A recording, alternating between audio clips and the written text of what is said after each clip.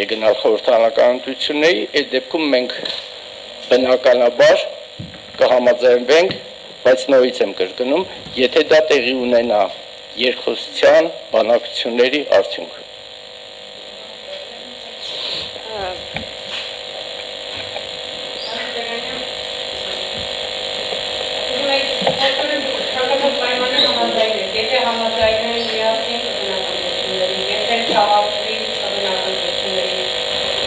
Ես չասեցի բոլոր պայմաններում համաձայնեմ, ես ասեցի մեր պայմանավորվածությունը ինչու է կայանում։ Եթե այդ պայմանավորվածությունները հարգում են եւ տեղի է ունենում նախապես պայմանավորված ՈՒՂԻՂ արտահերթ ընտրությունների գնալ, դա ամենալավ տարբերակն է ոչ թե դաշնակցության համար, այլ իմ խորին համոզմամբ երկրի քաղաքական դաշտի պետության շահերից բխող հանգամանք է։ Եթե այնուհանդերձ մի կողմ է դրվելու ընտրությունների մասին նոր օրենքը, եթե գտնելու ենք, որ բոլոր քաղաքական ուժերի իրար հետ համաձայնեցված գտնելու ենք, որ որևէ խնդիր չկա նախորդ ընտրությունների օրենքով էլ գնալը, եթե ընդհանուր կոնսենսուսը հանգի դրան, ապա բնականաբար ոչ ենք խոչընդոտելու արտահերթ խորհրդանական ընտրությունների անցկացմանը, բայց նորից եմ ասում, մենք բոլորս պայմանավորվել էինք ճանապարհային քարտեզ իրար, եթե բոլոր քաղաքական ուժերը հանգում են, որ առանց այդ բոլոր խնդիրների էլ կարելի է հավաքվել, քննարկել եւ հուշագիր ստորագրել, այդ ժամանակ ես դեռ հուշագրի, բայց մի բան հստակ է, մենք երբևէ չենք խանգարի քաղաքական կոնսենսուսի գոյացմանը։ Պարոն Սարյանյան, վերջին քաղաքական իրադարձություններից հետո խոսք է գնում ու մամուլում այդպիսի հրապարակումներ կան, որ լքել են որոշ մասը քաղաքական, այսպես իրենց կուսակցություններից նախկին ունակ Ծառուկյան, Դաշնիկից եւ այլն լքել են։ Ձեզ մոտ ինչպիսին է վիճակը։ Ես տեղեկություն չունեմ ոչ զանգվածային ներհոսքի, ոչ զանգվածային արտահոսքի հետ կապված։ Քաղաքական գործընթացներ են բնականաբար այս կամ այն քաղաքական ուժ զերծ չի, որ ինչ-որ մարդիկ պետք է իր շարքերը համալրեն, ինչ-որ մարդիկ անհամաձայնություններ ունենալով դուրս գան, համենայն դեպս ես դաշնակցությունից դուրս եկողների դիմումների կամ հայտարարությունների մասին այս պահին գոնե տեղյակ չեմ։ Իսկ եթե լինել դրանք, շատ նորմալ կվերաբերվեմ։ Ճգնաժամային կամ բեկումնային պահերին է երևում մարդու գաղափարական կայունությունը, ԱԺ համակարգը, դիրքորոշումը, էլ չասեմ մնացած խնդիրները։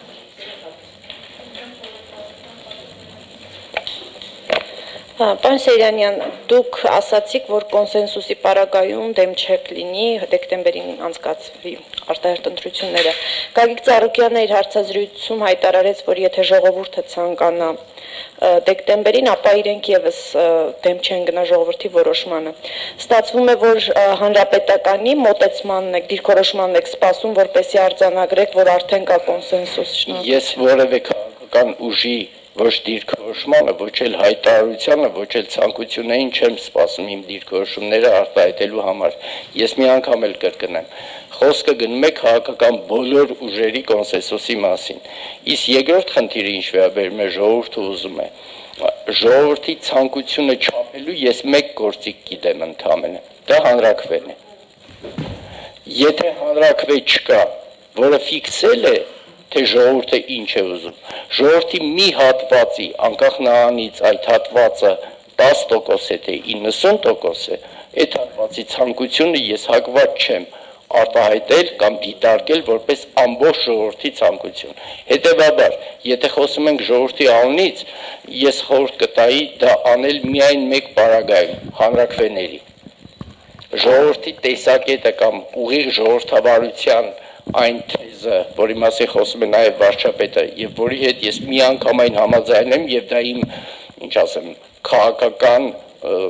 հավատամքի բաղկացուցիչ մասն է։ Ցանկացած կարևոր հարցով, որոնք որ վերաբերում են պետության, հասարակության զարգացման ամենակարևորագույն խնդիրներին, կա ամենալավ գործիքը, որին հանգել է մարդկությունը իր քաղաքակրթական զարգացման ընթացքում։ Դա հանրաքվեն է, ավելին ասեմ, այն բոլոր երկրները, որտեղ որ հանրաքվեն ոչ միայն համապետական, այլև կոնկրետ տարածքների հետ կապված, ենթադրեք որևէ մարզում ինչ-որ խանքի շահագործման խնդիր, որևէ մեկ այլ մարզում որևէ շինարարության խնդիր կամ այլ կարևորագույն խնդիրներ իրականացնելու պարագայում, այո, շատ կարևոր գործիք է, տեղական նաև հանրաքվեների անցկացնում է։ Բերեմ Շվեյցարիայի օրինակը, որի հետ այդքան սիրում ենք համեմատվել կամ որին որպես մոդել ներկայացնում ենք։ Շվեյցարիական հասարակության ամենաուժեղ ինքնադրսևորման գործիքներից մեկը ոչ միայն համապետական հանրաքվեներն են, այլ տեղական հանրաքվեները, եւ որի արդյունքում ցանկացած քաղաքացի համոզված է, որ պետության մեջ կայացված բոլոր կարևորագույն որոշումները դրանք ոչ թե օրվա իշխանության, մեկ քաղաքական ուժի կամ թեկուզ քաղաքական ուժերի ինչ-որ կոնյունկտուրայից բխող պայմանավորվածությունների արդյունք են, այլ հասարակության իրական կամ արտահայտությունը։ Պարոն Սեյրանյան, այսինքն քանի դեռ հանրաքվեով արձանագրված չի այդ պահանջը, ձեզ համար համոզիչ չեն այն փաստարկները,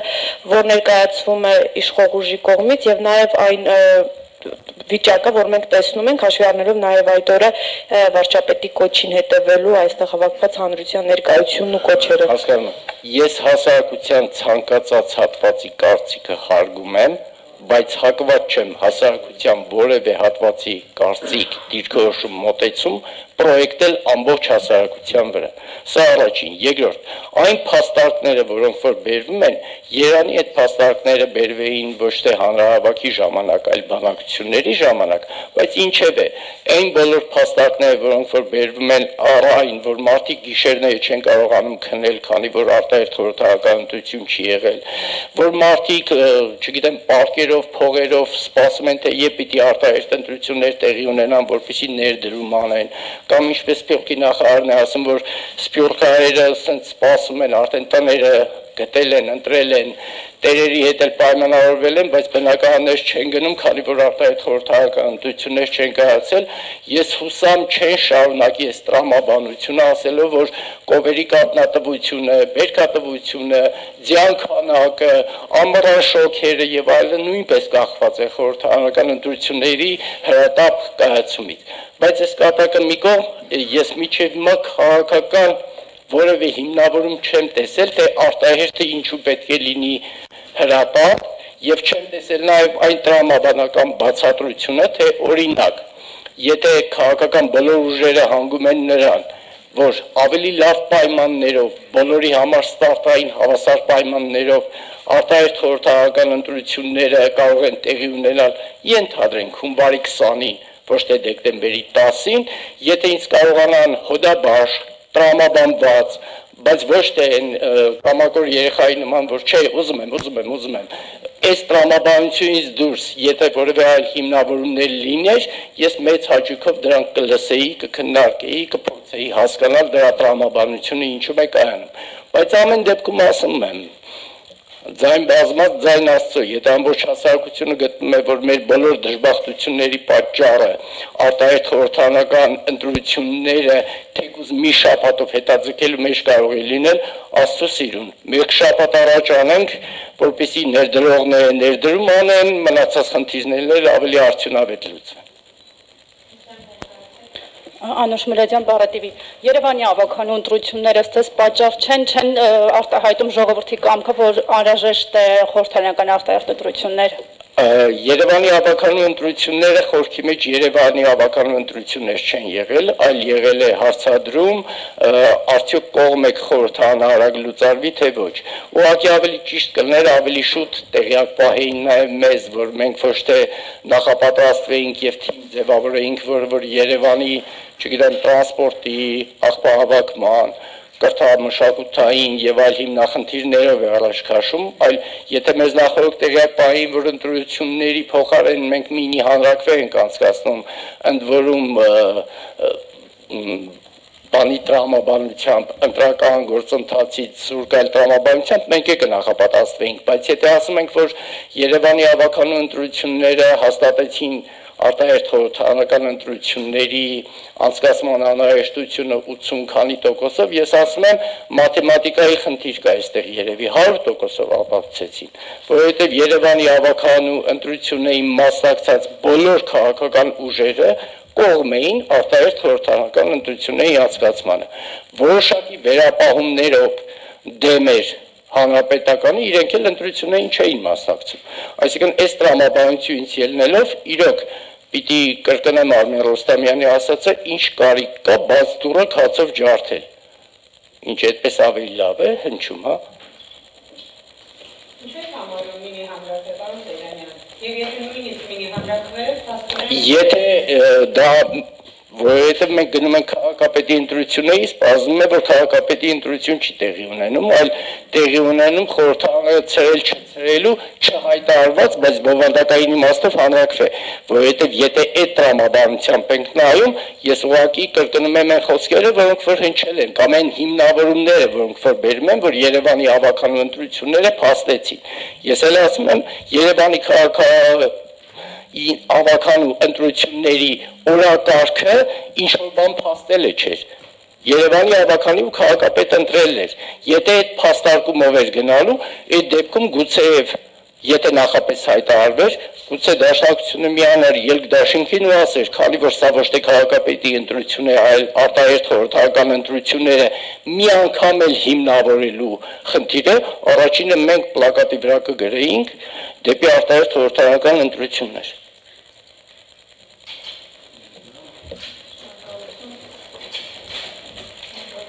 Ես եմ շնորհակալ։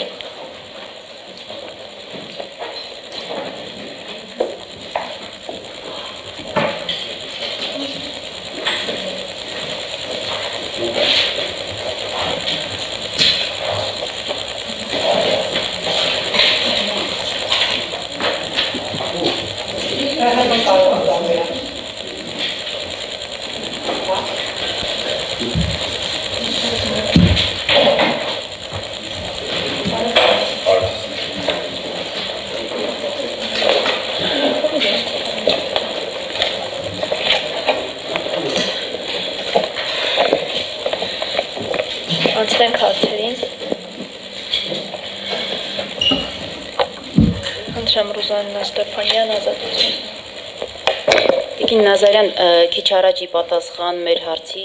դաշնակցությունից Սպարտակ Սեյրանյանն ասաց, որ իհարկե բոլոր իրենց կողմից մատնանշած այդ հանգամանքները ընտրական օրենսգրքի բարեփոխում, սուպեր վարչապետական համակարգից անցում, մասնարարպես ոստիկանությունը կառավարության ենթակայության տակ կտանելու, եթե իհարկե բոլոր այդ հարցերը չլուծվեն, բայց լինի երկխոսություն եւ կոնսենսուս քաղաքական բոլոր ուժերի միջև, որ ընտրությունները պետք է տեղի ունենան դեկտեմբերին, ապա իրենք նույնպես կհամաձայնեն իսկ դեկտեմբերին գնալ ընտրությունների մի կողմ թողելով բոլոր այդ հանգամանքները։ Հնարավոր է, որ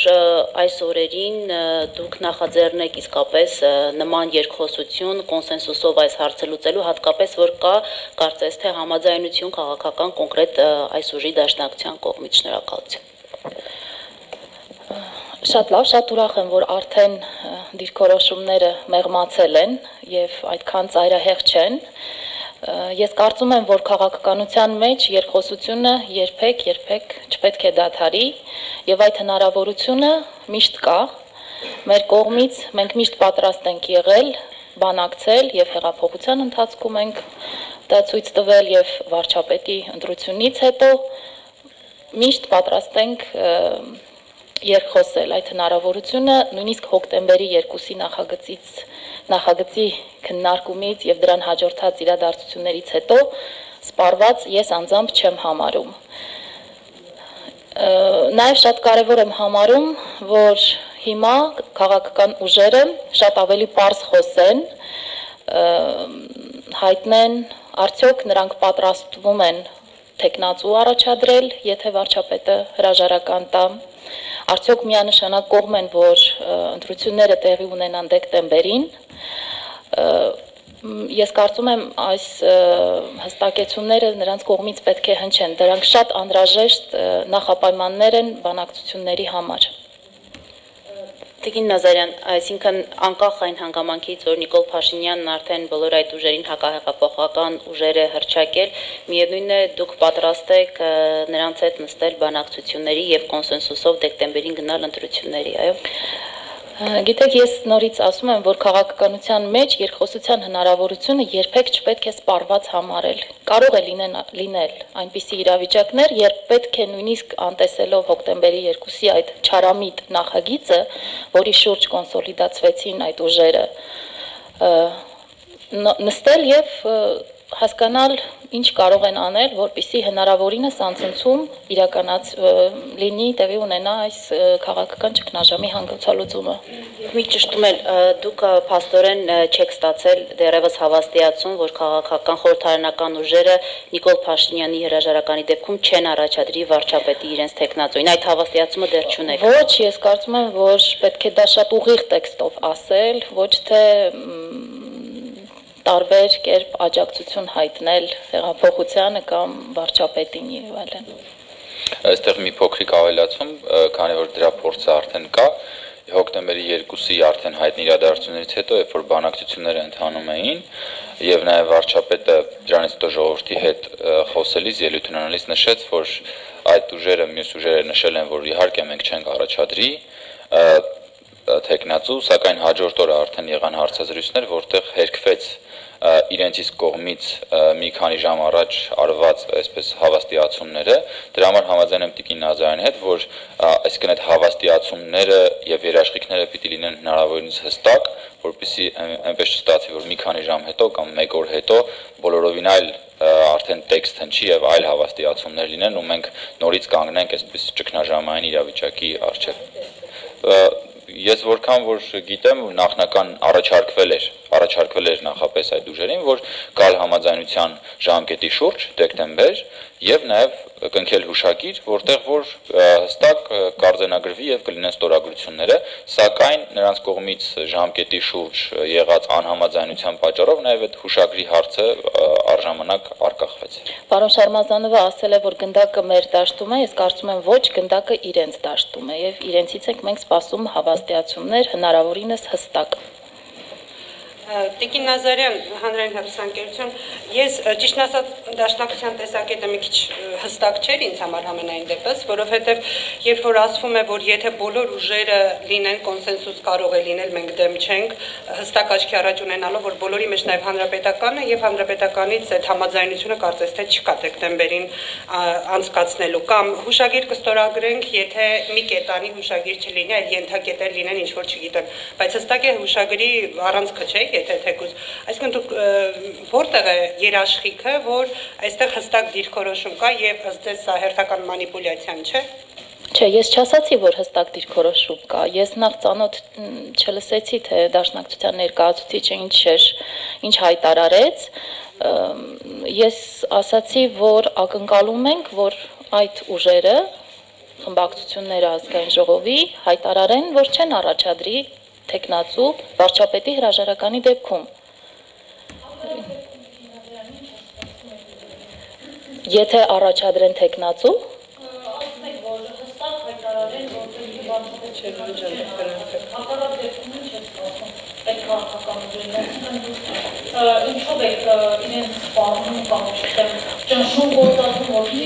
ոչ մի սպառնալիք չկա, ես ընդամենը այս Պարագայում կարող եմ կոչ անել իմ գործընկերներին, ազգային ժողովի падգամավորներին, որ սթափ գնահատեն իրավիճակը, զգան, որ իրենք պատասխանատու են այս պատմական պահին, յուրաքանչյուրը շատ կարևոր մասնակցություն կարող է ունենալ եւ հասկանան, որ թեկնածու առաջադրելու դեպքում նրանք ճոճում են այն նավակը, որի մեջ իրենք են գտնվում եւ պետք է շատ սթափ գնահատել։ Եվ ես նույնիսկ կոչ կանեի իմ գործընկերներին գործել իրենց կուսակցության շահի դեմ եւ իրենց կուսակցության դեմ անգամ, եթե համաձայն չեն անհատները նկատի ունեմ խմբակցությունների, երբ իրենց խմբակցությունը թեկնածու առաջադրի։ Այստեղ ես կարևորում եմ յուրաքանչյուր падգամավորի դիրքորոշումը եւ լավ կլինի, որ մարդիկ արդեն падգամավորները սկսեն խոսել դրա մասին։ Իսկ կներեք, չեք կարծում, որ այս երկակի ոչ հստակ կեցվածքը հենց տանում է նրան, որ այս պահին ամենայն դեպս իմ տպավորությամբ կարծես թե հանգստացնելու ինչ-որ ֆոն են ստեղծում, որ թեկնածու չեն առաջադրելու, որ իրենք համաձայն են, երկխոսեն, կբանակցեն, բայց վերջում լինելու այն ինչ եղավ հոկտեմբերի 2-ին։ Գիտեք, մարդիկ դրսում արթուն են, հնարավոր չի այլևս ինչ-որ բան ասել և այլ կերպ գործել, ես ասացի, այդ դեպքում նրանք ճոճում են այն նավակը, որի մեջ իրենք են գտնվում, դա շատ վտանգավոր հետևանքներ կարող է ունենալ։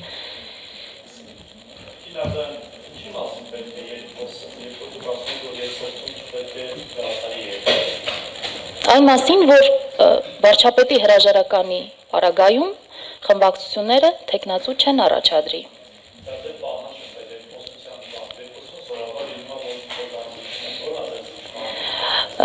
Գիտեք, քանի որ հոկտեմբերի 2-ի նախագծից հետո բանակցությունները ձախողվեցին, հենց այդ նրանց գործողությունների արդյունքում, հետևանքով, ես հիմա չեմ կարող ասել, թե ինչի մասին կարող է լինել բանակցությունը կամ երկխոսությունը, ես ընդհանրապես ասում եմ, որ քաղաքականության մեջ մենք չենք կարող գնալ այն ուղղությամբ, որ ասենք այլևս չենք բանակցում, այլևս իրար հետ խոսելու ոչինչ չունենք։ Ես ասում եմ, որ մեր կողմից մենք առաջարկում ենք այս մոտեցումը ընդունել, իրենք իրենց կողմից կարող են այլ բան առաջարկել և շարունակենք խոսել, եթե ես կարծում եմ դրա անհրաժեշտությունը միշտ լինում է քաղաքականության մեջ։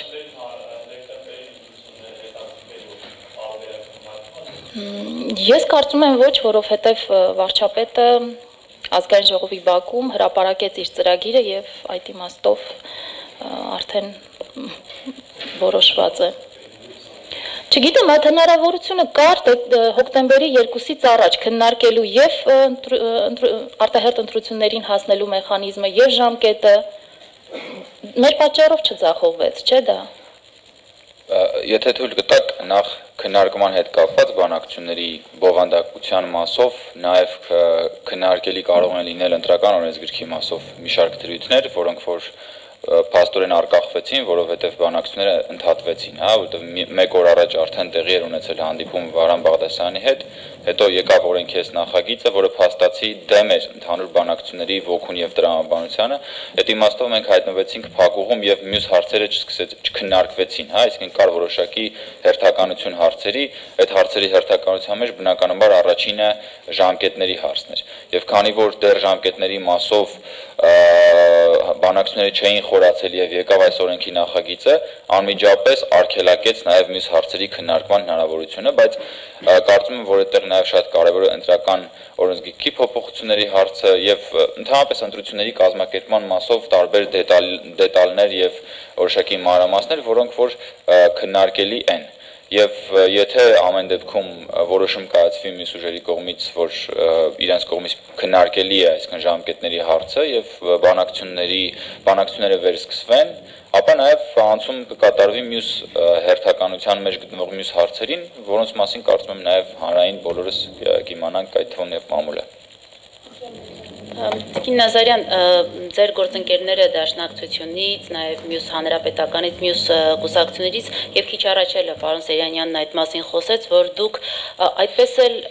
որևէ հոդաբաշխ բացատրություն չեք տալիս, թե ինչու պետք է տեղի ունենան ընտրությունները դեկտեմբերին, եթե իրենք հասկանան ինչու հենց դեկտեմբերին պետք է լինեն, գուցե նաև իրենք էլ սկսեն մտածել այդ ուղղությամբ, մի կողմ դնելով բոլոր այդ ընտրական օրենսգրքի հետ կապված պահանջները, ո՞րն է այն գլխավոր նպատակը, որ պետք է լինի պատճառ ավելի ճիշտ, որ ընտրությունները պետք է լինեն դեկտեմբերին եւ ոչ թե ասենք հունվարին կամ փետրվարին, ի վերջո մեկ ամսվա տարբերությունն այդքան լուրջ հետևանքների չի հանգեցնելու նրանց կարծիքով։ Գիտեք, ես էլ իրենցից հոդաբաշխ բացատրություն չեմ լսել, թե ինչու պետք է լինի հունվարին, մայիսին կամ այլ ժամանակ, որևէ բացատրություն իրենցից ես էլ չեմ լսել։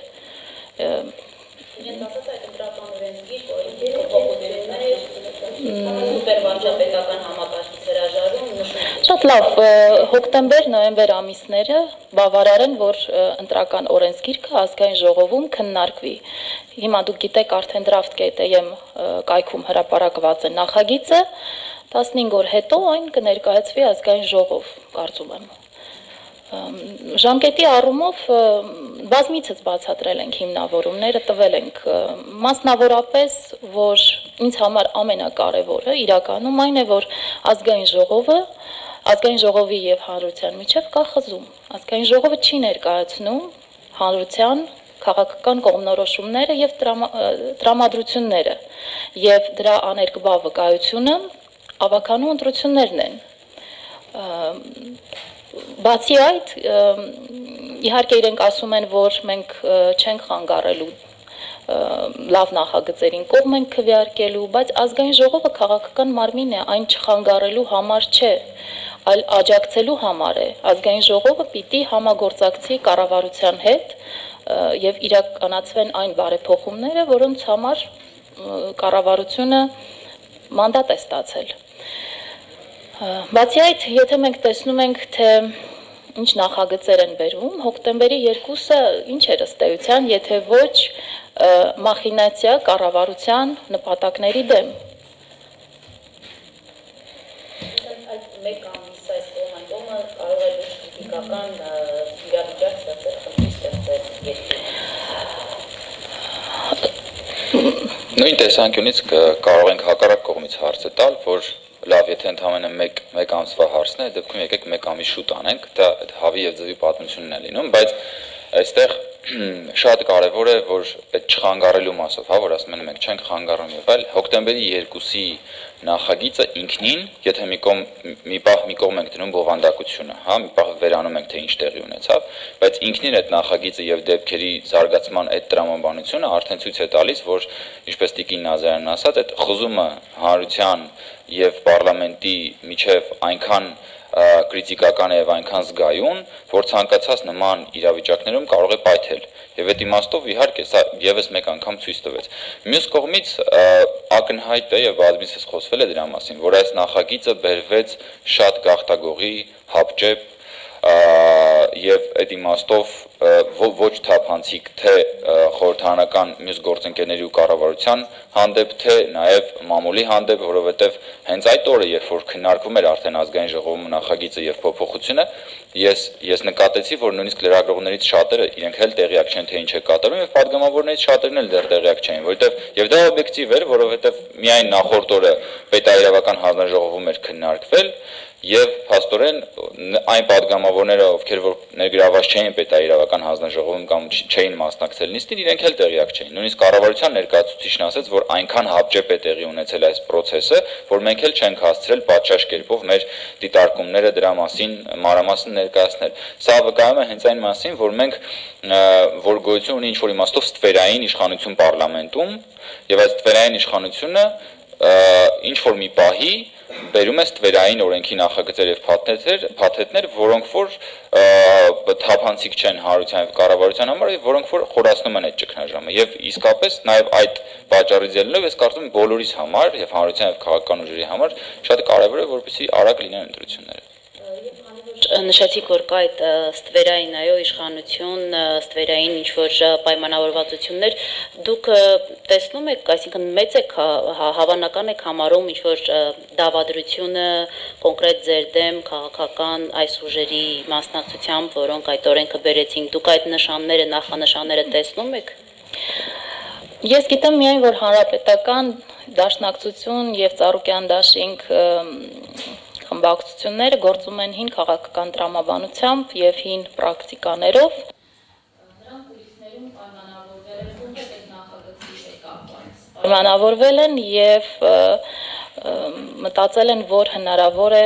միասին այդպիսի մի նախագիծ հեղինակել,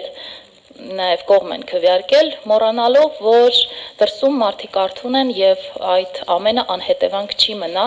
եւ ինչպես տեսանք դա պատտվեց նրանց դեմ։ Այսինքն ուզում եմ ասել, որ օրենքի մասին չէ, ավելի ես նկատի ունեմ, որ երբ որ Փաշինյանը հրաժարական կտա, գուցե վարչապետի թեկնածու հայտնվի այդ դեպքում եւ քաղաքական ուժերը, այդ երեք քաղաքական ուժերը աջակցեն, ես կոնկրետ այդ սցենարի մասին եմ խոսում։ Այդ քաղաքական ուժերը պիտի հաշվի առնեն հանրային պահանջը։ Հոկտեմբերի 2-ը նրանց համար գոնե պիտի բացահայտում լինի։ Եթե անցած ամիսները մայիսից սկսած նրանց համար բացահայտում չէր, որ այլևս հնարավոր չէ թաքուն քաղաքականություն վարել, հնարավոր չէ կուլիսներում պայմանավորվել եւ գործել հանրային աչքից հեռու, գոնե հոկտեմբերի 2-ը թող դաս լինի, որ մարդիկ արթուն են, հետևելու են ուշադիր են լինելու եւ հնարավոր չէ այդպես թաքուն, չգիտեմ, գուցե այլ վայրում ազգային ժողովի Հավանական համարում եք, որ նրանք կգնան այդպիսի հաջորդ քայլին շատ վտանգավոր հետևանքներ կարող է ունենալ։ Ես չեմ ուզում եմ հույս հայտնել, որ ազգային ժողովի պատգամավորները, խմբակցությունների ղեկավարները այնքան սթափ կլինեն, ողջամիտ կլինեն, լրջամիտ կլինեն, խոհեմ կլինեն, որ այդ քայլի չեն գնա։ Դա շատ վտանգավոր հետևանքներ կարող է ունենալ, որովհետև հանրության պահանջն է հնարավորինս շուտ արտահերթ ընտրություններ կազմակերպել եւ վարչապետը, ես կարծում եմ, բազմիցս շատ քայլեր է արել, որ հնարավորինս խաղաղ անցնի այս ճանապարհը, հանգուցալուծումը հնարավորինս հանդարտ լինի եւ հնչել են ուղերձներ, որ պիտի որ փարատեն շատերի անձնական վախերը, եթե անձնական վախեր էլ ունեն։ Մի ճշտում էլ կարելի է Տիկին Նազարյան ամփոփելով կարող ենք ասել, որ ելնելով Բարգավաճ Հայաստանի վերջին հայտարարությունից Դաշնակցության թերևս դիրքորոշման ավելի մեղմացումից հիմա իշխանությունը արդեն երկխոսելու դուռը բաց է թողնում եւ հնարավորություն կա վերջակետ դրված չէ դեկտեմբերին է եւ վերջ կամ ուրիշ հարցեր քննարկելու երկխոսություն այսուհետեւ հնարավոր է թե ոչ։ Դեկտեմբերի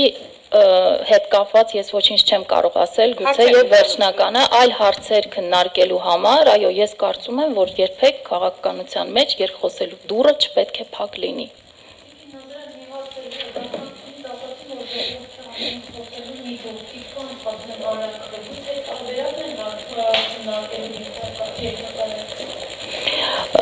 Մեր կողմից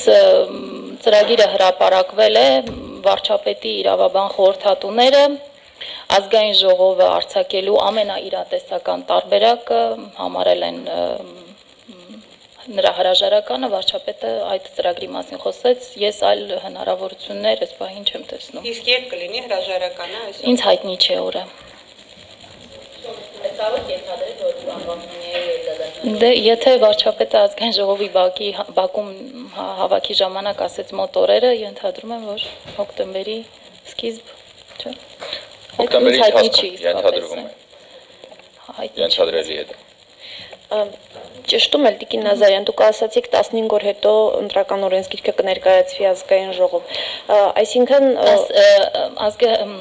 ընտրական օրենսգիրքը հրապարակվել է draft.am կայքում եւ որքան ինձ հայտնի է 15 օր պետք է այնտեղ տեղադրված մնա։ Այսինքն կարող ենք ասել, որ այդուհանդերձ ընտրությունները կանցկացվեն նոր ընտրական օրենսգրքով, թե դեռ վաղ է նման Ես հույսով եմ, դա ընտրական օրենսգիրքը շատ կարևոր փաստաթուղթ է ընտրական process-ները կազմակերպելու համար, այնուամենայնիվ եթե մեզ չհաջողվի բարեփոխել այն, կարծում եմ դրա նախադրյալները կան, որովհետեւ խմբակցությունները ամռան այս դահլիճում աշխատել են, կառավարության հանձնաժողովն էլ է աշխատել, այսինքն ամեն ինչ պատրաստ է, որ մենք այստեղ քննարկենք եւ ընդունենք բարեփոխված ընտրական օրենսգիրք, բայց եթե նույնիսկ չհաջողվի, ես կարծում եմ, որ կարևորը ընտրական գործընթացներում քաղաքական կամքն է եւ ավականու ընտրությունները մեզ ցույց տվեցին, որ բավարար է միայն որ իրավապահ մարմինները վերահսկեն, որպեսզի ընտրակաշառք չբաժանվի, բավարար է որ մարդիկ արթուն լինեն, մոտիվացված լինեն, գնան ընտրությունների, մերժեն ընտրակաշառքը, պայքարեն ընտրատեղամասերում դիտորդները եւ վստահված անձինք ընտրակեղծարարության դեմ եւ ամեն ինչ լավ կլինի։ Հին օրենսգրքում այդ ռեյտինգային։ Գիտեմ, ամենազգայուն հարցը այդ ընտրակարգն է։ Լավ կլիներ փոխվեր, բայց եթե չհասնենք դրան, կարծում եմ մեծ խնդիր չի լինի։ Չի ստացվում, որ փաստորեն ծրագրի դրույթներն են խախտվում։ Ես չեմ ասում, որ չենք ուզում։ Համենայն դեպս ամեն ջանք կգործադրվի, որ եկեք սպասենք, տեսնենք, էլի, եթե չհասնենք այդ օրվան, նոր կարելի է այդ հարցը տալ, որ կառավարության ծրագրի շեղում է եղել։ Ամեն դեպքում ընտրական օրենսգրքում քննարկումները եւ նախատեսվող փոփոխությունները զգալիորեն իհարկե ոչ բոլոր հարցերում, այդտեղ դեռ կան քննարկելի կետեր, բայց հիմնական կետերով նաև կա ընդհանուր ըմբռնում քաղաքական բոլոր ուժերի կողմից, օրինակ մեծ մասի կողմից կա ըմբռնում ռեյտինգային համակարգից հրաժարվելու վերաբերյալ, ընտրական ցուցակները մաքրելու մասով, այնտեղ շեմի հետ փոփոխության հետ կապված, այսինքն անկախ ամեն ինչից, ընտրությունների անցկացման ժամկետների շուրջ եղած համաձայնությունից կամ անհամաձայնությունից, ես կարծում եմ, որ կան բաներ, որոնք որ լավն են եւ պիտի ընդունելի լինեն բոլոր ուժերի կողմից, հա, այսինքն եթե դու հավատում ես, որ այսինչ բանը, այսինչ գաղափարը լավն է, ինչու պիտի այդ գաղափարը չընդունես կամ դրան դեմ գնաս միայն այն պատճառով, որ մեկ այլ հարցում չի կատարվել քո ցանկությունը։ Ես կարծում եմ, որ եթե ամեն դեպքում մյուս ուժերը իսկապես ցանկություն ունեն քայլ առաջ անել ընտրությունների կազմակերպման մասով եւ նաեւ ընտրակարգի եւ մնացած, ես կարծում եմ ամեն դեպքում պիտի իրենց կողմից հավանության արժանանա ընտրական օրենսգրքի փոփոխությունը։ Ընտրական փաստացի քննարկվել է ազգային ժողովում եւս կար հանձնաժողով, որտեղ քննարկվել է մանրամասնորեն եւ ես գիտեմ, որ հարցերի մեծ մասի դեպքում կա։ Ես մասնակցել եմ այդ հանձնաժողովի աշխատանքին, իսկապես շատ հարցերում մենք համաձայն ենք եղել։ Որ հարցերում էլ ես որքան որ ես եմ տեղեկացված, որ հարցերում էլ որ եղել են տարըմբռնումներ, ամեն դեպքում դրանք այնպիսի տարըմբռնումներ են, որոնք որ կարելի է հարթել։ Եվ այդ իմաստով կարծում եմ, որ դա հնարավորինս համաձայնության կայացման հարց է։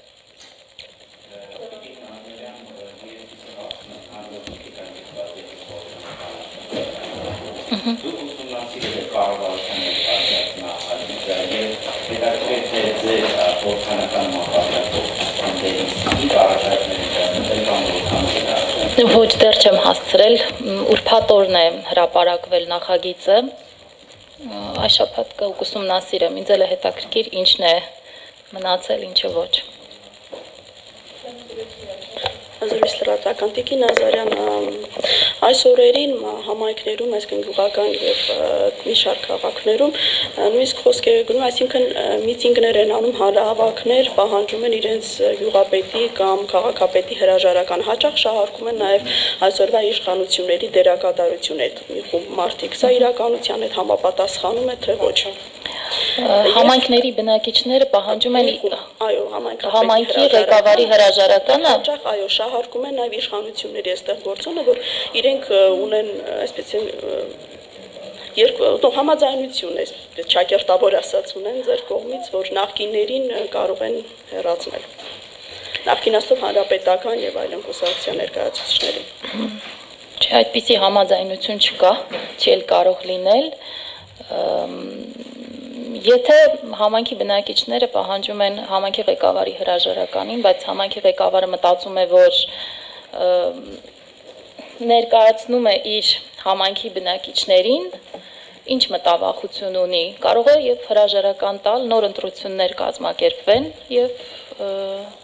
նորից ընտրվի, եթե իսկապես ներկայացնում է համայնքի բնակիչներին։ Իսկ այստեղ դուք կապ տեսնում եք, այսինքն նաև առաջիկա ազգային ժողովի խորհրդարանական ընտրություն կարող է եւ նույն սկզբունքով լինել։ Գիտեք, ես կապը տեսնում եմ ընդհանուր հեղափոխական տրամաբանության հետ, շատ բան է փոխվել եւ համայնքներում էլ մարդիկ հասկացել են, որ իրենց մասնակցությունը կարևոր է համայնքի ղեկավարման մեջ, հասկացել են, որ որոշող ձայն ունեն եւ նաեւ փոփոխություններ են ուզում համայնքներում, որտեղ տասնյակ տարիներ երբեմն նույն համայնքի ղեկավարն է եղել, անընդհատ ընտրվելով, անընդհատ ոչ մի բարեփոխում չանելով եւ սա հնարավորություն է համայնքի բնակիչների համար լոկալ հեղափոխություն անելու։ Լավ, շնորհակալություն։ Շնորհակալություն։ Շնորհակալ ենք։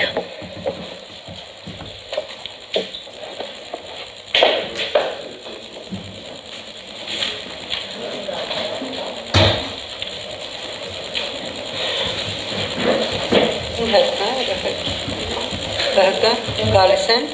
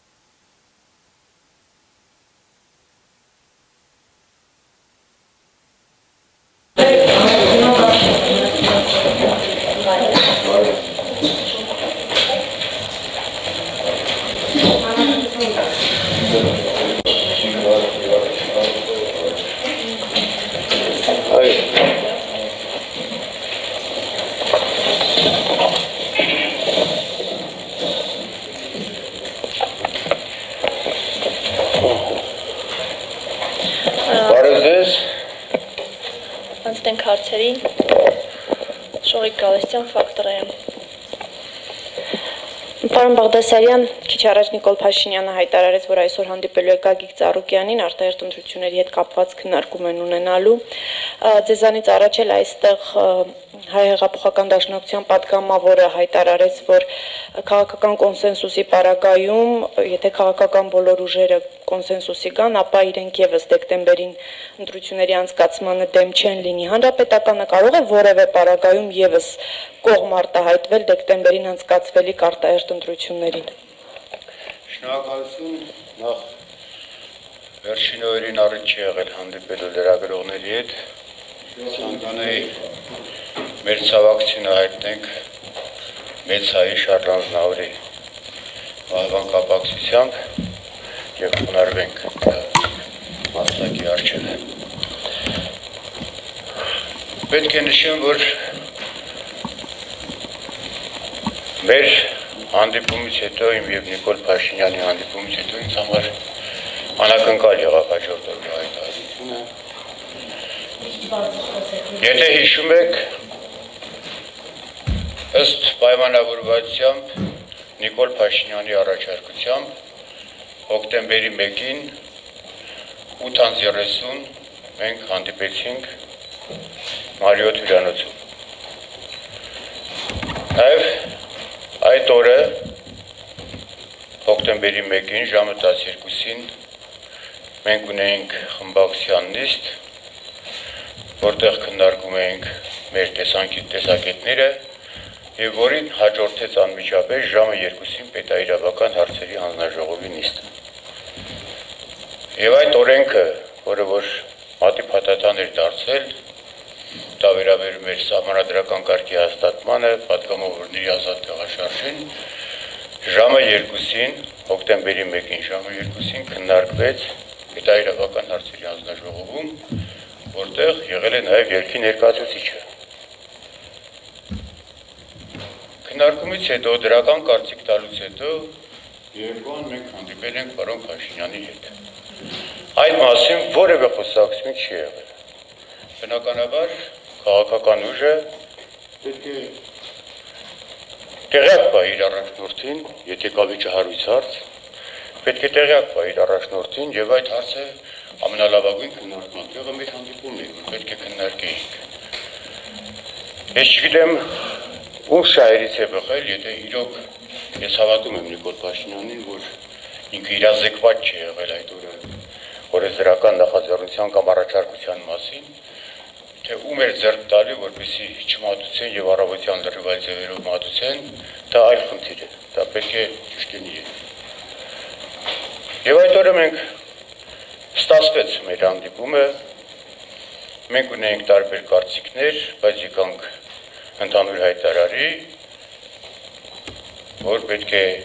ֆորմատը որոշենք ապագա քննարկումների, պետք է հանդիպում լինի նաև մյուս քաղաքական ուժերի հետ, որից հետո խմբակցությունների հետ, եւ որից հետո մենք պետք է հավաքվենք բոլոր պարլամենտական քաղաքական ուժերով եւ անենք միասնական հայտարարություն։ Խոսքը գնում էր մայիս ամսին միասնական ձևով, համերաշխ ձևով արտահերթ խորհրդանական ընտրությունների կազմակերպմանը մայիս-հունիս ամիսներին։ Եվ նաև ես ինձ վրա պատասխանատվություն վերցրեցի, որ եթե մենք գալիս ենք ընդհանուր հայտարարի եւ մնացած պարլամենտական քաղաքական ուժերը պատրաստ ենք անձամբ ես հայտարարությունը տարածելու, եթե պետք լինի ինչ-որ փաստաթուղթ եւ մենք առանց ցնցումների գնանք արտահերթ խորհրդանական ընտրությունների։ Ես չէի ասի, որ վերջնական պայմանավորվածություն ձեռք բերվեց, բայց ընդհանուր մոտեցումը նա էր, որ մենք պետք է գնանք այդ ճանապարհով։ Առավոտյան մոտ 10-ի կողմերը ինձ զանգ եկավ պարոն Փաշինյանից, եւ պարոն Փաշինյանը ինձ ասեց, որ այստեղ իրավիճակ է փոխվել, ինչ-որ օրենք են բերել եւ այլն, մենք պետք է նորից հանդիպենք եւ ես խնդրում եմ, որ այդ օրենքը քվեարկության չդրվի, հակառակ դեպքում ինքը կմտնի ուղղաթեր եւ ժողովրդին կհրավիրի ազգային ժողով եւ այլն։ Եվ նույն հարցը ես բարձրացրեցի, բայց մենք կարող ենք այդ մասին խոսել երեկվա Ինձ սեղյակ չեմ պահել, ես նոր եմ իրազեկվել, քվեարկությունը հետազոտում մենք ևս մեկ անգամ հանդիպենք։ Եվ ես պարոն Փաշինյանին խնդրեցի եւ ասեցի, որ ոչ միայն այսօր մենք հանդիպենք, այլ հնարավորություն ստեղծեք հանդիպել նաեւ մյուս քաղաքական ուժերի հետ, եւ մենք հենց այսօր հավաքվենք բոլոր քաղաքական ուժերով եւ հայտարարություն տարածենք, ինքը ասես կխոսենք մեր հանդիպման ժամանակ։ Որից հետո նորից զանգեց եւ ժամադրություն նշանակվեց, դուք տեղյակ եք 5-ին 15 պակաս, այսինքն 17:45-ին իմ մոտ հանդիպման։ Եվ պարոն Փաշինյանը եւ պարոն Արարատ Միրզոյանը միասին եկան հանդիպման, շատ ջեր, մենք նստեցինք։ Եվ ինքը ասեց, որ ելնելով իմ հարգանքից ձեր նկատմամբ, ես ցանկացա հեռախոսով հայտարարել, հայտնել ձեզ, ես եկել եմ ձեզ իրազեկելու, որ ես միանձնյա որոշել եմ, որ մենք արտահերթ ընտրությունների պետք է գնանք դեկտեմբերին։ Բնականաբար ես այդպես վերջակետ չէի դնի եւ ասացի, բայց մեր պայմանավորվածության համաձայն մենք այսօր պետք է խոսենք, եթե հանգամանք այդ օրենքներ, մենք պետք է այսօր պայմանավորվենք քաղաքական ուժերով եւ մենք այդ օրենքը վաղը նույնպես չենք լինի քննարկման եւ համերաշխ միասնական հայտարարությամբ մենք կգնանք մայիս-հունիս ամիսներին, որպեսզի մենք կարողանանք ընտրական օրենսգիրքը վերջնական տեսքի բերել, նաեւ ժամանակ տրվի բոլոր քաղաքական ուժերին, որ գնանք ընտրությունների։ Պարոն Փաշինյանը պնդեց, որ իմ որոշումը վերջնական է եւ մենք պետք է դեկտեմբերին գնանք ընտրությունների։ Եվ ես ասեցի, որ այս պահին դեկտեմբերի համար ես պատասխանատվություն չեմ վերցնում, եթե մայիս-հունիսի համար վերցնում եմ պատասխանատվություն եւ հետագա քննարկումների համար, ես պատասխանատվություն չեմ վերցնում։ Այսինքն դա վերջնագիր էր եւ այսպես ասած այլ բանակցային փուլ չկար եւ պետք է գնային դեկտեմբերին ընտրությունների պարոն Փաշինյանի առաջարկությամբ։ Այն քաղաքական ուժերը, որոնք այդ առաջարկություններն ասել էին, բնականաբար շատ արագ քննարկեցին եւ այն պատասխանատվությունը, որ ես վերցրել էի օրենքը հետաձգել օրենքի քվեարկությունը, ես անհրաժեշտ վիճակում էի հայտնել, որովհետեւ մենք հետաձգել էինք, որպեսզի քննարկման գնանք։ Բայց պատկերը այլ դարձավ եւ որոշում կայացվեց, որ հրավիրել արտահերթ նիստ։ Եվ արդեն դրա հետագա պատկերը դուք տեսաք, որից հետո երեկոյան արդեն ազգային ժողովը պաշարելուց հետո բոլոր քաղաքական ուժերը հավաքված էին եւ եկա պարոն Փաշինյանը, նորիշով երկու հանգիստ մենք մնացած բոլոր գործընկերների հետ քննարկեցինք, այս ամենը նորից բարձրաբանվեց այնտեղ մեր հանդիպման եւ այդտեղ նույնպես պնդեց, որ ես չեմ եկել բանակցությունների, եկել եմ իրազեկելու։ Եվ նաև դա նշեց պարոն Փաշինյանը։ Եվ նաև ես այնտեղ նշեցի եւ մեր գործընկերները, որ մենք դեկտեմբերի համար չունենք որևէ բանակցություններ։ Հիմա նույնպես հայտարարում եմ, որ մենք դեկտեմբեր ամսվա հետ կապված որևէ բանակցություն կամ մենք որևէ որոշում չենք կայացրել։ Մենք արդեն մեր հայտարարությունը տարածել ենք եւ մենք պատրաստ ենք նորից կրկնում եմ այն ինչը ասել եմ հոկտեմբերի 1-ին, նույնպես կրկնում եմ, որ նորմալ բանակցային process-ում բոլոր քաղաքական ուժերի հետ համաձայնության գալու պայմաններում մենք տրվի ժամանակ, բոլորիս տրվի ժամանակ, որպեսզի կարողանանք պատրաստվել ընտրություններին եւ համերաշխ առանց ցնցումների, առանց որևէ այլ խնդիրներ բարձրացնելու եւ դա կլինի հուշագրի տեսքով, դա կլինի հայտարարության տեսքով բոլոր քաղաքական ուժերը միասնական, մենք հանգիստ գնանք ընտրությունների, որպեսզի խուսափենք այդ տիպի ներքաղաքական ցնցումներից։ Որ մոտեցումը դա է եղել, ես կարդացել եմ նաև դաշնակցության հայտարարությունը, լսել եմ նաև Ծառուկյանի բանավոր խոսքը, անկեղծ ասած ես չեմ ցանկանում մեկնաբանել, թե որ քաղաքական ուժը ինչպես է մտածում, դա իրենց որոշման խնդիրն է, ես հետևում եմ այսպես ասած պաշտոնական հրապարակումներին, պաշտոնական հրապարակում համար 1 դաշնակցության հայտարարությունն է, ոչ պաշտոնական բանավոր Ծառուկյանն է, ստացել նաև նրանց հայտարարությանը եւ պաշտոնական հայտարարություն, մեր հայտարարությունն է, որը մենք տարածել ենք։ Մենք քննարկում ունենք դեկտեմբեր ամսվա հետ կապված, որևէ քննարկում ձեզ վստահեցնում եմ, մենք չենք ունեցել, թե ինչ ճանապարհային քարտեզով կարող ենք գնալ դեկտեմբեր, որովհետեւ դա բավականին վտանգավոր քայլ է, դա պարզապես իր մեջ վտանգներ է բառնակում, հղի է բավականին վտանգներով, որը կարող է ապագայում ձևավորվող ազգային ժողովը դա լինի միահեծան ազգային ժողով եւ այս բարակայում չեմ կարծում որ խորհրդանական պետության մեջ եւ ժողովրդավարական թրիչքային քայլեր կատարող երկրում դա արդարացված կլինի։ Ես կարծում եմ եւ մենք կարծում ենք որ այդ բարակայում չի կարող իրական ընդդիմություն ձևավորվել ազգային ժողովում։ Մենք պետք է հնարավորություն տանք վարչապետին աշխատելու ընթացքում այս ոչ թե շատ արագ այս ընտրությունները կազմակերպել եւ ոչ այ նման զգացմունքային ընտրություններ կազմակերպել, այդ ճիշտ գնահատականների արդյունքում։ Եթե դուք հիշում եք 17 թվականի ընտրությունների ժամանակ մեր ընդդիմադիր գործողությունները խոսում էին տեսանկարահանող սարքերի մասին, մատնահետքերի սարքավորումների մասին,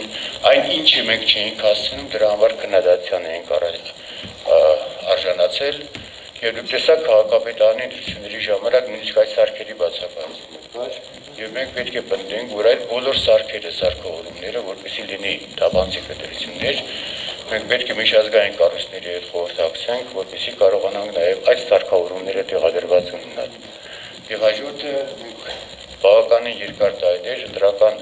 օրենսգրքի քննարկումներ, համանդրական բարեփոխումների քննարկումներ, մենք ինտենսիվ աշխատել ենք Վենետիկի հանձնաժողովի հետ, ԱԺ-ի մոնիտորինգի հանձնաժողովի հետ, եւ պետք է այդ կարծիքները առամարել եւ ինձ թվում է մենք պետք է հնարավորություն տանք,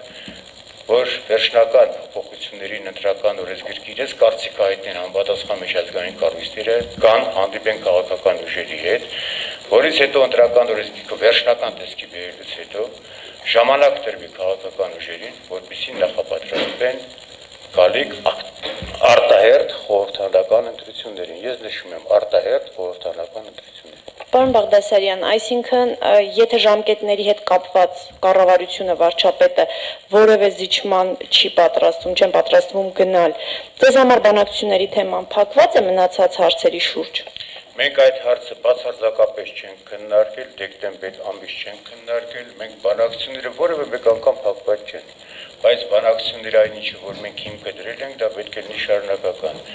Եվ ես չեմ կարծում, որ այդ ճանապարհը ճիշտ ճանապարհ է, եւ եթե ես այսօր վարչապետ եմ եւ իմ տեսակետը սա է, դա ճիշտը դա է, միակը դա է։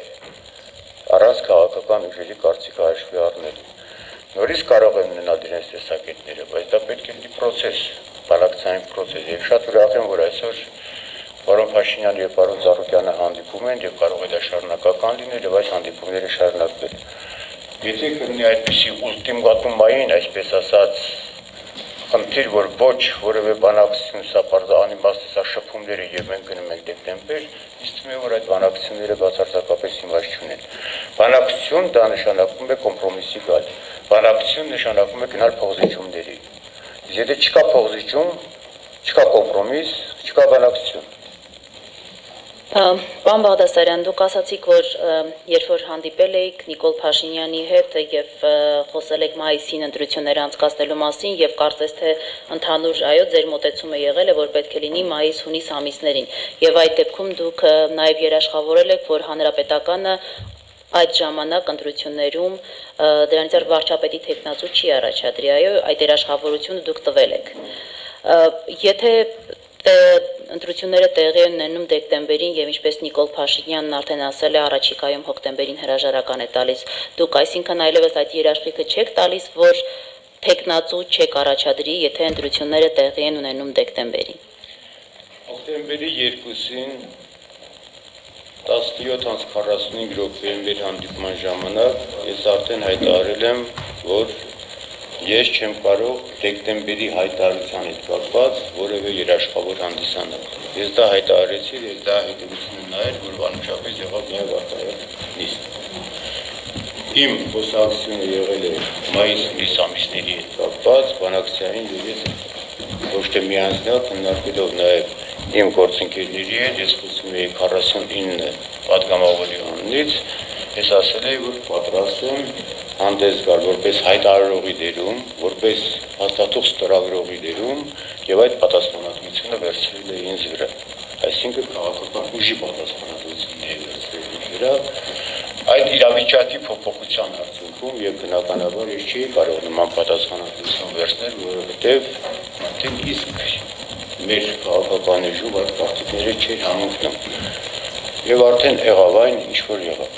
Այսինքն դուք չեք բացառում, որ հնարավոր է, եթե Նիկոլ Փաշինյանը հրաժարական տա, դուք ունենաք տեխնացու կամ հայտնվի մի տեխնացու այլ ուժի կողմից եւ դուք պաշտպանեք այդ վարչապետի տեխնացուի։ Հավատացեք, նման քննարկում դեկտեմբեր ամսվա հետ մենք չենք ունեցել։ Դե եթե երաշխիք չեք կարող տալ, ուրեմն չեք էլ կարող բացառել, ճիշտ է այդ հնարավորությունը։ Եթե քննարկումների լինի արդեն իսկ ես այդ քննարկումների նաև իմ կարծիքով պատասխանի, կարող է ինչ-որ նոր հայտարարություն անենք, բայց առայժմ չկա նման քննարկում, չկա նման հայտարարություն։ Մենք հակված ենք բանակցային process-ը շարունակելու այնտեղ, որ ընդհատել։ Եթե չի լինում պայմանավորվածություն եւ Փաշինյանը հրաժարական է տալիս, դուք կմասնակցեք դեկտեմբերյան ընտրություններին, թե ոչ։ Եթե ներով չենք դառնում առաջ, երբ որ կլինի քննարկում, դրա մասին որոշում կայացնենք։ Ես չունեմ պարոն Փաշինյանի հնարավորությունը, որ միանձնյա որոշում կայացնեմ։ Պարոն Բաղդասարյան, կարելի է, չէ, հանրային հեռուստաընկերություն, տրամաբանությունը ես չեմ կարող հասկանալ, թե ինչու եթե մայիս-հունիսին լիներ դուք երաշխավորում եք, որ վարչապետի տեխնացու չեք ունենա, ինչպես ասել եք, եւ կգնաք ընտրությունների, դեկտեմբերի հետ կապված ոչինչ չեք կարողանում ասել, որովհետեւ կներեք ձեր հակառակ քաղաքական թիմում ասում են, որ խորհրդարանը չի արտահայտում հասարակության կարծիք, այսինքն այդ կարծիքը հնարավոր է որ փոխվեր մայիս-հունիսին, դա է պատճառը։ Դուք նայում եք մեկ այլ տեսանկյունից։ Մայիս-հունիս ամիսը ընդգրկված է, երբ որ մենք քննարկել ենք շատ երկար, թե ինչպիսի ճանապարհային քարտեզով կարելի է նորմալ քաղաքական դաշտ ձևավորել, դա հետևյալն է եղել, որ ընտրական օրենսգրքի քննարկում մնացած բոլոր օրենքները, որոնք փոփոխության ենթակա են, այդ օրենքների քննարկում եւ նոր օրենքների ընդունում, որը համապատասխանի ներկա իրավիճակին, կարգավորել օրենսդրական դաշտը, հնարավորություն տալ քաղաքական ուժերին, որպեսզի նախապատրաստեն ընտրությունների, եւ այդ պարագայում գնանք արդեն մենք ընտրությունների։ Դրա ամենամինիմալ ժամանակը եղել է մեր իսկ հաշվարկով եւ ոչ միայն մեր մնացած քաղաքական ուժերի, պարլամենտում գործող քաղաքական ուժերի, որ մայիս-հունիս ամիսներին կարող ենք նորմալ ընտրություններ կազմակերպել, որ քաղաքական ուժերը նախապատրաստվեն, եւ տեխնիկական հարցերը կարողանանք նախապատրաստել, նաեւ միջազգային կառույցների հետ կարողանանք մենք բանակցությունների ընթացքում դրական օրենսգիրքը վերջնական տեսքի բերել եւ գնանք ընտրությունների, ոչ թե նման էйֆորիայի, նման ոգևորության շրջանակներում մենք ստեղծենք ազգային ժողով։ Եվ ես պետք է ձեզ նշեմ, որ այդ օրը ամսի 2-ին հավաքված մարդկանց 90%-ը տեղյակ չէր, թե ինչ օրենքի համար են իրենք հավաքվել։ Նրանք չգիտեին ինչի են հավաքվել։ Ասել է Փաշինյանը, եկել ենք ազգային ժողով։ Եվ նման մթնոլորտում ինձ թվում է ճիշտ չէ քաղաքական համար մեկ մարմինը ձևավորել։ Քաղաքական համար մեկ մարմնի ձևավորման համար պետք է լինեն գնահատականներ։ Եվ այդ գնահատականները պետք է ձևավորվի կառավարության աշխատանքի արդյունքում եւ մենք պետք է հնարավորություն տանք։ Այս խնդրում եմ դուք ուշադրություն դարձրեք, պարոն Փաշինյանը հայտարարեց, որ պատճառներից հիմնական պատճառներից մեկը նա է, որ ներդրումներ չեն կատարում, քանի որ չեն վստահում այս ազգային ժողովում եւ պետք է շատ արագ կատարվի արտահերթ ընտրություններ։ Եվ նրա գլխավոր խորհրդական անմիջապես հաջորդ օրն ասում է, ինչ կապ ունի ներդրումները արտահերթ խորհրդանական ընտրությունների հետ։ Այդ հայտարարությունը ես չեմ արել, այդ հայտարարությունը ասել է գլխավոր խորհրդականը։ Հաջորդը պարոն Փաշինյանը նշեց, որ քաղաքական ճգնաժամ է եւ պետք է լինի արտահերթ խորհրդանական ընտրություններ։ Խորհրդականը հայտարարում է, որ կայուն քաղաքական դաշտ է, ճգնաժամ չկա։ Ես չեմ հասկանում, խորհրդականը խորհուրդ տալու համար է։ Եվ պետք է համընկնեն այդ արտահայտությունները։ Այսինքն մի իրավիճակի մեջ ենք, որ ես չեմ հասկանում ինչ է կատարվում եւ այդ իսկ բարագայում մեծ հարգանք ունենալով պարոն Փաշինյանի նկատմամբ, բայց ամենայն դեպս սա այն process-ը չէ, որ միանձնյա պետք է որոշումներ կայացնենք մենք։ Պետք է քաղաքական ուժերը որոշումները կայացնեն։ Պետք է համաձայնեցված դաշտում այդ որոշումները կայացնեն։ Որովհետև մենք պետք է որոշենք մեր երկրի ապագա ճակատագիր առաջիկա տարիների ընթացքում, իսկ մենք այսօր խորհրդանական պետություն ենք եւ դուք գիտեք խորհրդանի դերակատարությունը։ Պարոն Բաղդասարյան, հոկտեմբերի 2-ի Հոկտեմբերի 2-ի այդ նախագիծը տարբեր կերպ մեկնաբանվեց, բայց այդ նախագծի հեղինակներից եք նաև դուք։ Ի վերջո ո՞րն էր նպատակը, հատկապես այն դեպքում, երբ որ 1 օր առաջ պարոն Փաշինյանի հետ քննարկել եք նախնական ընտրություններն անցկացնել մայիս-հունիս։ Ի վերջո ո՞րն էր այդ նախագծի նպատակը, որպես հեղինակ, դուք ինչ կասեք։ Այդ նախագիծը մեր քննարկումից առաջ էր մտել պետահրավական հարցերի հանձնաժողով։ Սահմանադրական կարգի հիմնավորման որպեսզի բռնություններ, ճնշումներ չգործադրվեն պատգամավորների նկատմամբ։ Ցանկացած պարագայում, որի ականատեսը եղաք դուք նաև ամսի 2-ին։ Մեր 4 պատգամավորներ ի վիճակի չեն եղել պարլամենտ մուտք գործելու եւ տարբեր վիրավորական արտահայտություններ։ Պարզապես կանխարգելիչ դրանք գործողություններ են։ Եվ ընդհանրենք պատկերացրեք, մենք իհարկե կա փոխադարձ վստահություն։ Ենթադրենք մենք պայմանավորվում ենք փոխադարձ վստահության պայմաններում, որ մենք մայիս-հունիս ամիսներին անում ենք հայտարարություն եւ բոլոր քաղաքական ուժերով գնում ենք ընտրությունների արտահայտ խորհրդանավ։ Եվ ինչ-որ իրավիճակի ձեռներով, ինչպես փոխվեց ամսի 2-ին, միտինգներից մեկում ինչ-որ մեկը առաջարկում է ոչ, չգալ ենք համարում եւ գնում ենք դեկտեմբեր, եւ արդեն պայմանավորվածությունները խախտված նորից պաշարում են ազգային ժողովը, նորից նմանատիպ երևույթներ, մենք չպետք է պաշտպանվենք դրանից սահմանադրորեն օրենքով։ Եվ այդ օրենքը միտված է դրան, որ նման ֆորս-բաժորային իրավիճակներում թողեն, որպեսզի ազգային ժողովը իր բնականon աշխատանքը շարունակի։ Դա է եղել, այլ հետին միտում չի եղել, եւ նույնը ես ասեցի պարոն Փաշինյանին։ Եթե ես հանկարծ կանեմ որևէ հայտարարություն քաղաքական ուժի կողմից, որովհետև դա համաձայնության դաշտում է, եւ իմ գործընկերներից որևէ մեկը փորձ կկատարի այդ հայտարարությունը խախտելու, այդ պատասխանատվությունը ամբողջությամբ վերցնում եմ ինձ վրա։ Չի եղել որևէ ետին ինչ-որ մտքեր, որ ինչ-որ մենք կարող խարխլենք, ինչ-որ պայմանավորվածություն խախտենք։ Պարզապես այս իրավիճակը արդեն այս վերջին ամիսների ընթացքում այդ Facebook-յան էջերից սկսած փողոցներում ազգային ժողով մուտք գործելուց տարբեր վիրավորական արտահայտություններ, ազատ տեղաշարժը արգելելու պատգամավորների,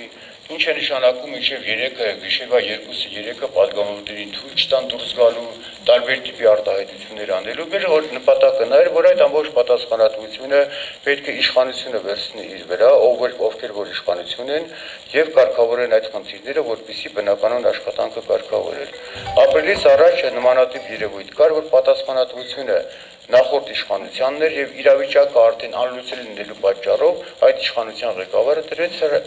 տվեց հրաժարական։ Հիմա արդեն իրենք պետք է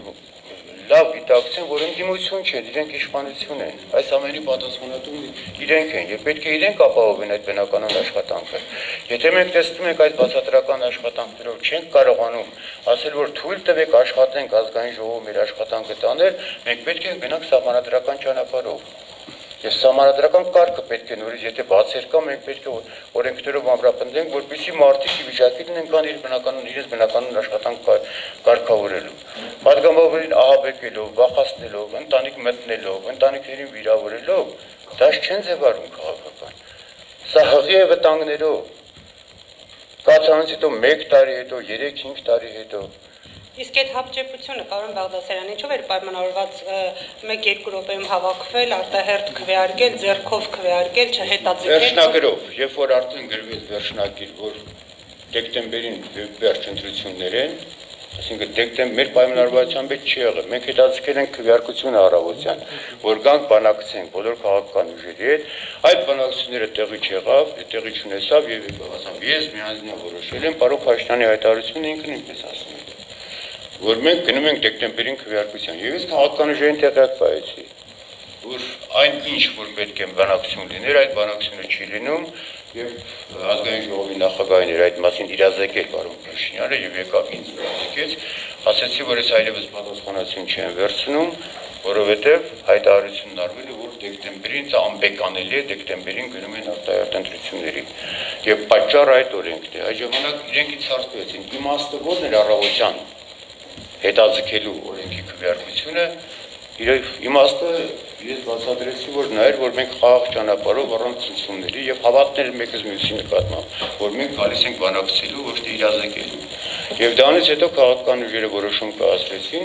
որ հիմա մենք կանենք արտահերթից եւ արտահերթից մենք մեր առավոտյան չքվեարկած օրենքը կքվեարկենք։ Դա է եղել։ Պարոն Բաղդասարյան, այսինքն ըստ ձեր պատմածի Նիկոլ Փաշինյանն է խախտել պայմանավորվածությունը։ Ես արդեն ես հանգումները թողում եմ ձեզ, նորից եմ։ Եվ ո՞րն է պատճառը, ինչու ձեր կարծիքով հանկարծակի նա եկավ։ Այն պատճառների բացատրությունը պետք է պարոն Փաշինյանը տա։ Եվ մի ճշտում, որպեսզի հանկարծ սխալ ընկալում չլինի, դուք ասացիք, երբ որ ամսի 1-ին բանակցում էիք Նիկոլ Փաշինյանի հետ, ձեր ընդհանուր մոտեցումն այնպիսին էր, որ մայիսին գնաք ընտրությունների։ Փաշինյանը նույնպես համաձայնել էր, որ մայիսին տեղի ունենան ընտրությունները, եթե դուք հուշագրով իհարկե խոստանայիք, որ տեխնացու վարչապետի չեք ունենա։ Սկզբնական խոսակցությունը բնականաբար մեր բացիկները փոխանակելուց հետո ում ինչ է ձեռք տալի, այսպես ասած։ Պարոն Փաշինյանը նույնպես հայտարարել, որ ինձ հիմա է ձեռք տալի։ Ասացի դա այդ պարագայում մենք գտնում ենք ժամանակահատվածը, որով կարող ենք 22 թվին գնալ հերթական ընտրությունների։ Բայց մենք խոսակցությունը այդպես չենք ավարտի, եւ մենք շատ ջերմ մթնոլորտում եկանք համաձայնության, որ քաղաքական ուժերի հետ խորհրդակցելուց կոնսուլտացիաների ժամանակ եթե մենք գալիս ենք ընդհանուր հայտարարի, մենք պատրաստ ենք բանակցությունների շարունակում ենք, առանցին խմբակցության ղեկավարների հետ, հետո ֆրակցիաների խմբակցությունների հետ, ընդհանուր հավաքվում ենք, հայտարարություն ենք կազմակերպում կամ հուշագիր ենք ստորագրում, դա վերաբերվել է Գառնանը մայիս-հունիս ամիսներին։ Եվ եթե գիտեք ինչ խոսել, եթե ես եւ ինքը հենց այդ բային որոշում կայացնենք, դա կնշանակեր, որ մենք արխիվարում ենք մնացած քաղաքական ուժերին։ Երկուսով չի կարելի որոշում կայացնել։ Իհարկե Նիկոլ Փաշինյանը մենակ է կայացնում որոշումը, բայց մենք երկուսով չենք կարող կայացնել եւ մենք երկուսով այդ համաձայնվեցինք, որ մենք չենք եկել այստեղ որոշում կայացնելու, որովհետեւ մնացած քաղաքական ուժերի հետ մենք պետք է խորհրդակցենք եւ նախնական քննարկման ժամանակ ես իրազեկված եի, որ նաեւ մյուս քաղաքական ուժերը հակված են մայիս-հունիս ամիսների միասնական որոշում կայացնելու։ Եվ մենք այդ տրամադրվածությամբ գնացինք, որ հաջորդ օրը կամ մյուս օրը պարոն Փաշինյանը պետք է կազմակերպի մյուս քաղաքական ուժերի հետ հանդիպումները, որից հետո արդեն այդ ֆորմատը նախորդ պետք է մշակեին քննարկումների, տարբեր խմբակցությունների, հետո միասնական որոշում կայացնելու եւ հայտարարություն անելու։ Դա է եղել, եթե որ ես հիմա ձեզ մոտ նշեմ, որ մենք վերջնական պայմանավորվել ենք մայիսից, մենք երկուսով չենք կարող նման որոշում կայացնել։ Ընդհանուր մոտեցումը ինձ թվում է, որ շատ ջերմ էր մեր հարաբերությունները եւ մոտեցմանով կապված եւ կարծես թե ես արդեն շատ արագ բոլորին տեղեկացի, որ մենք եկել ենք համաձայնության բանակցությունների շարունակելու Գառնան, այսինքն մայիս-հունիսի այս շրջանակներում քննարկումների շարունակելու համար։ Նո արդեն հաջորդ օրը չի ուզում կրկնվել, արդեն իրավիճակը փոխվեց եւ եղավ այն ինչ որ եղավ։ Ընդրական օրենսգրքի մեջ կան գործողություններ, կան դրույթներ, որ խանգարում են հերթին գնալու։ Ընտրական օրենսգրքում, այսինքն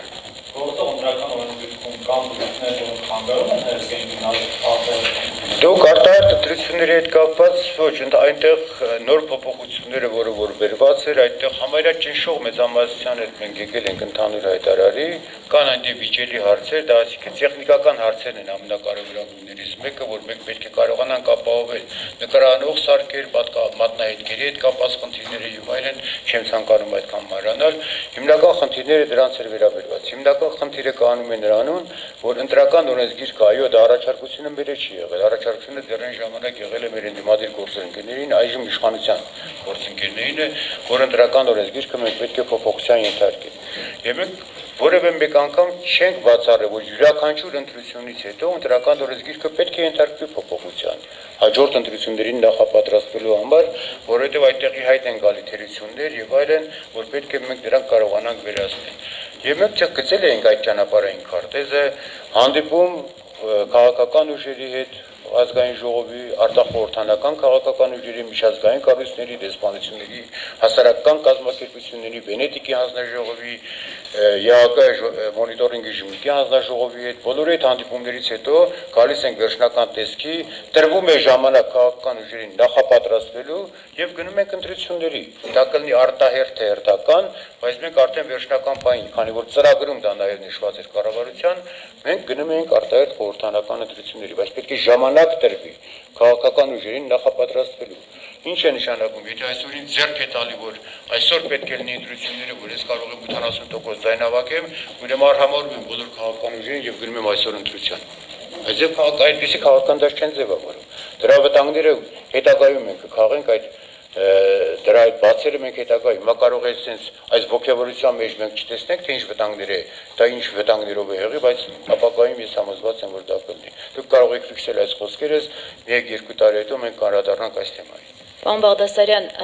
դուք ասացիք, որ դեկտեմբերը շարունակում է վերահաստատեցիք ձեր դիրքորոշումը, որ դեկտեմբերին ընտրությունները անընդունելի են ձեզ համար եւ ավելին ձեր համոզմամբ դրանք հղի են բազմաթիվ վտանգներով։